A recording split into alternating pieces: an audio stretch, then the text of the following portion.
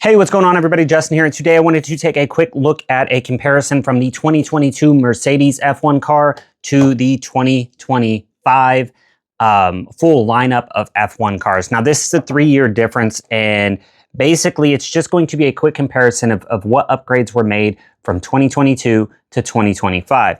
Now, the McLaren that came out recently is closer to this 2022 car than it is the newer one, so if you do have that one, that is going to be still a pretty accurate comparison because the newer ones are just such a huge, massive upgrade over the older ones, especially with the suspension alone, that anything that is a comparison between these two sets will still apply to that McLaren that came out. So what we're going to do is we're going to take a quick look, not an overly in-depth look at this F1 car, but more so just a comparison of how much better the new one is.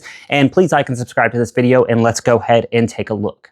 So looking at the minifigs, I think there's no question that the 2022 version is hands down better. I did switch out the head to be more representative of Lewis Hamilton because that's the car I chose to make with the 44. This is back when he was on Mercedes.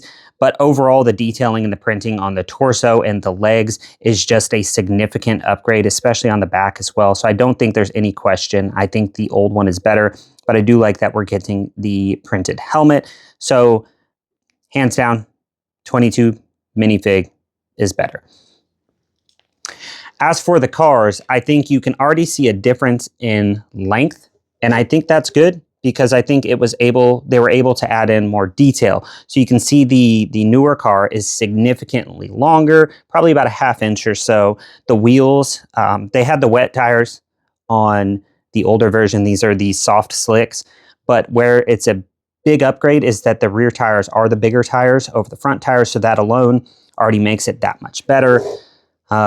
They do have the printing and the Pirelli printing on the side, which is absolutely amazing. It just gives, just more detail that's better. But they do have the printing, the Pirelli printing on these, but the wet tires was just an interesting choice considering that's the one, especially full wets, that they use the least often. When it comes to, let's start with the front wing.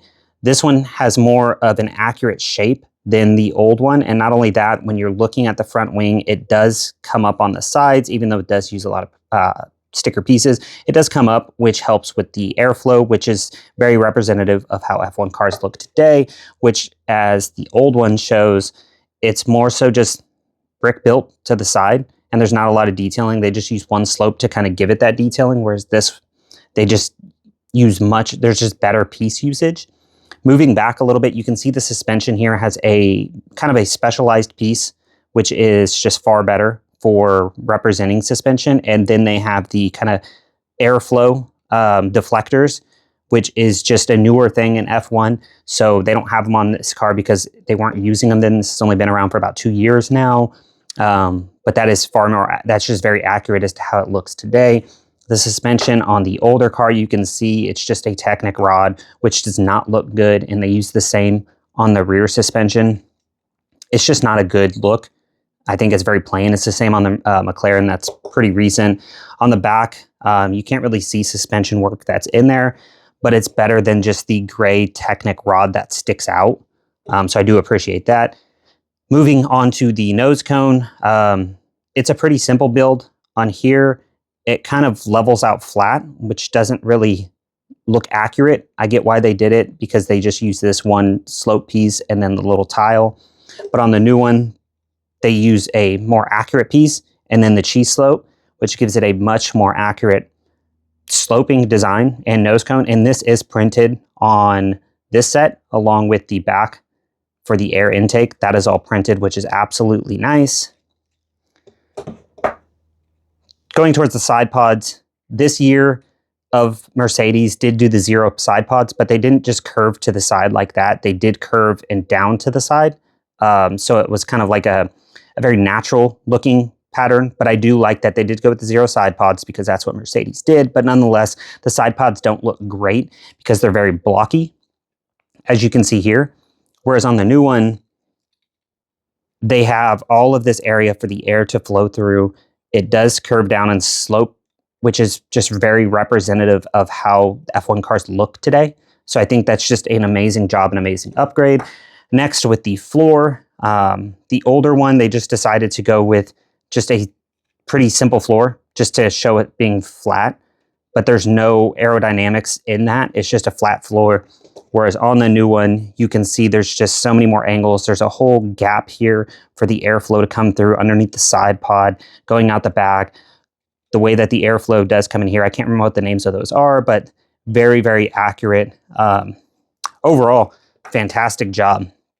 With going with the air intake, they went with a printed, or no, yeah, 2 printed tiles here, which is fine. I do think that's a fairly accurate look with it being boxier like that, but this is just hands down better. The air intake, which typically has like a round hole right there, or some shape, whatever the team chooses, and then it does have this part which does come down like that. I think this is just far more accurate and representative of today's F1 cars. The airflow and the aerodynamics on the newer car is just so much better.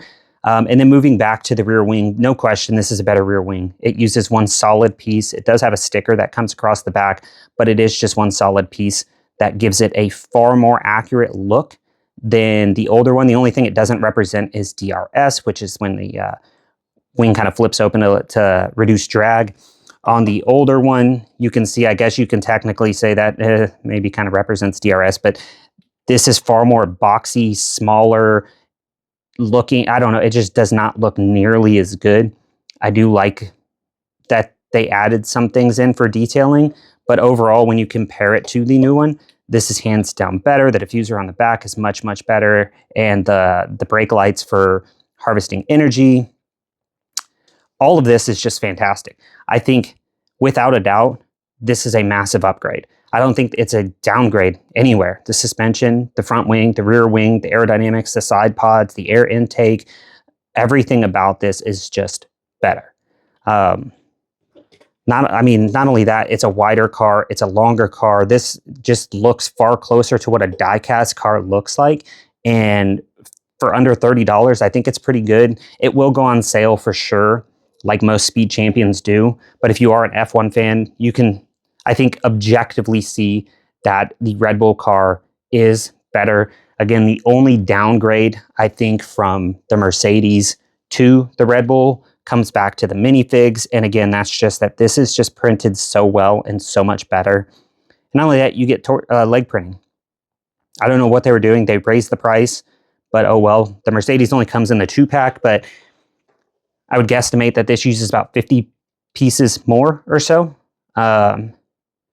But overall, I think this is a fantastic model. I can't wait to get the other 10, but I'm going to get them through Amazon and hoping that that 10-pack goes on sale so I can get the exclusive poster. But overall, I think that this just looks so good.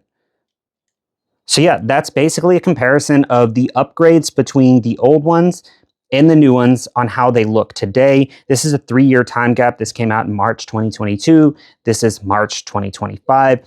So there was a significant time to upgrade these cars, and I'm guessing the license and the partnering with F1 led to some of these specialty pieces being made because F1 does want a good product out there, and Lego did not want to let them down, so they did a fantastic job. So overall, that's a pretty much side-by-side comparison of the upgrades. Now, there are other minor details, and there are some things more unique about each car maybe, but overall, that's what you're going to get for the money that you are spending on the newer ones. Granted, older ones, you only get the choice between Mercedes and the McLaren. Now you get a choice of any team, even though if they're more representative of last year's colors than they are the liveries that were just kind of revealed about a week ago. So overall, that's comparison. So the newer cars are hands down an upgrade. I don't think in any way the previous version can be considered better. I think this, if you're an F1 fan and you want something that almost looks like a die-cast car, but it is Lego, I think this is the way to go. I think that they added so much detail in this to make it just look absolutely amazing compared to the old one. But I will be picking up the Amazon pack to ensure that I get one of every one because I do think there are differences and I do love F1. So again, that's the differences between the cars. If you're not a big F1 fan, you might consider them minor, but I think overall it's a massive upgrade. So thanks for watching this video, and please like and subscribe, and have a great week.